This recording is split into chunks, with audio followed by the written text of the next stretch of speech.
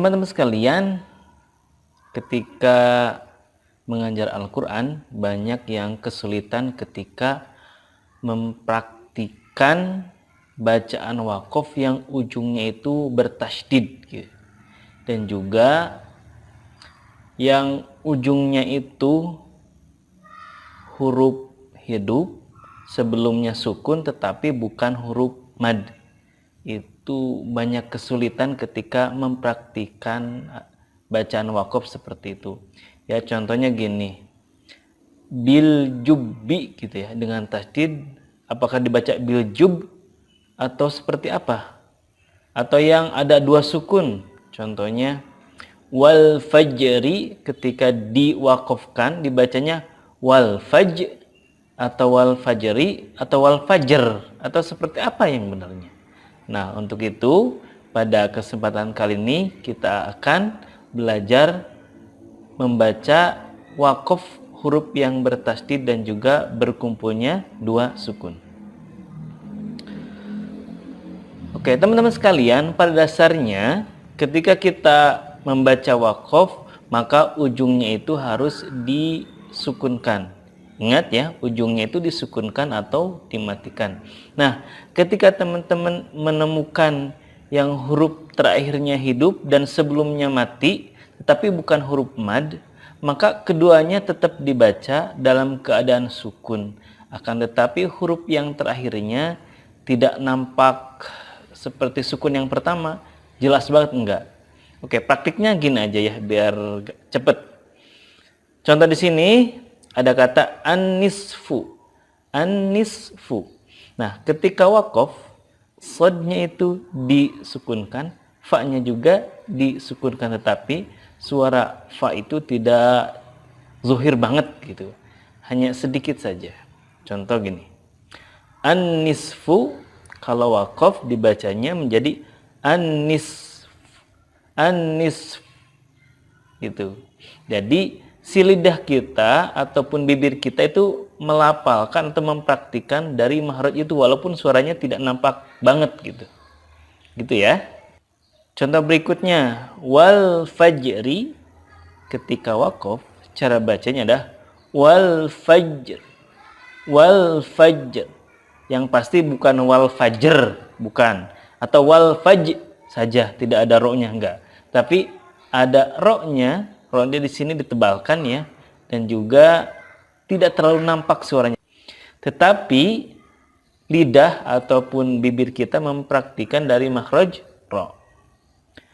Contoh berikutnya, az-zi'bu.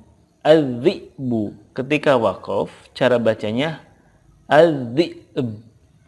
Az-zi'b, ada qalqalahnya karena ba sukun qalqalah. Kemudian kal'ihni, ketika waqafnya kal'ihn. Kal'ihn. Ingat ya, karena ha ini ada rohwah dan juga hamznya, maka sifatnya diberikan dulu baru gitu. Kal'ihn. Kemudian al-afwa, ketika waqaf menjadi al-af. Jadi wawunya kan, waw kan monyong gitu. Al-af. Gitu.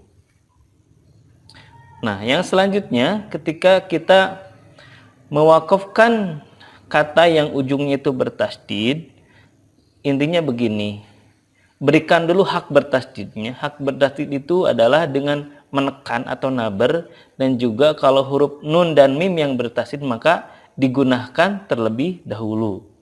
Contoh di sini fatallun. Nah, ketika waqaf cara bacanya fatol. Fatol. Harus ada tekanan. Karena kalau dibaca fatol itu biasa saja, maka di sana seakan-akan tidak ada tasydid. Nah, kalau ada tasydidnya itu harus ada tekanan. Fatol, suaranya meningkat. Fatol, nggak boleh. Fatol, datar aja nggak boleh. Tetapi harus ada tekanannya untuk menunjukkan bahwa ujungnya itu ada tasydid. Begitupun kata berikutnya, aduwun, ketika waqaf dibacanya adu. Adu, harus ada tekanan. Lanjut, bil haqqi, ketika waqaf dibacanya bil haqq. Karena qaf ini ada qalqalahnya, ditekan kemudian dipantulkan. Bil haqq. Kemudian min hunna ketika waqaf dibacanya min hun, karena nun bertasydid merupakan gunnah. Di sana gunnah dulu baru sukun. Min hun. Selanjutnya ada kata asyuha. Nah, ketika waqaf disunya itu ditekan dulu, kemudian haknya disukunkan, yang mana karena ada rohwah dan juga hamas agak panjang ya. Jadi cara bacanya seperti ini. Asyuha ketika waqaf menjadi asyuh. Asyuh. Seperti itu. Oke, sekarang kita akan praktik ya. Praktik membaca kata-kata yang diwaqafkan. Tentunya ini yang dua sukun sama yang bertasydid. Liyaumil fasl wa ma huwa bil hazl dzatis sad. Ada ini ya, sad ada ini.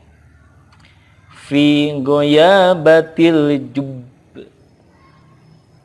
falahan nisf asyaddu minal qatl wa hinal ba's linnasi wal hajj al-qassamiri yada'na hamlahun wal laili idza yassr awsalnaka bil haqq. Latihan berikutnya, wa ukhdiratil anfusus syuh wala syahrul haram walal hadi la ya'lamunal kitaba illa amani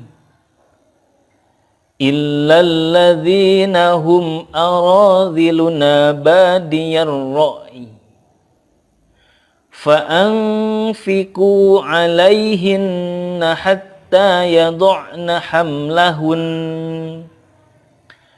wa yas'alunaka madza yunfiquna qulil afu. Itu ya. Semoga membantu dan semoga manfaat video ini. Terima kasih atas perhatian dan juga mohon maaf apabila banyak kesalahannya. Sekian. Assalamualaikum warahmatullahi wabarakatuh.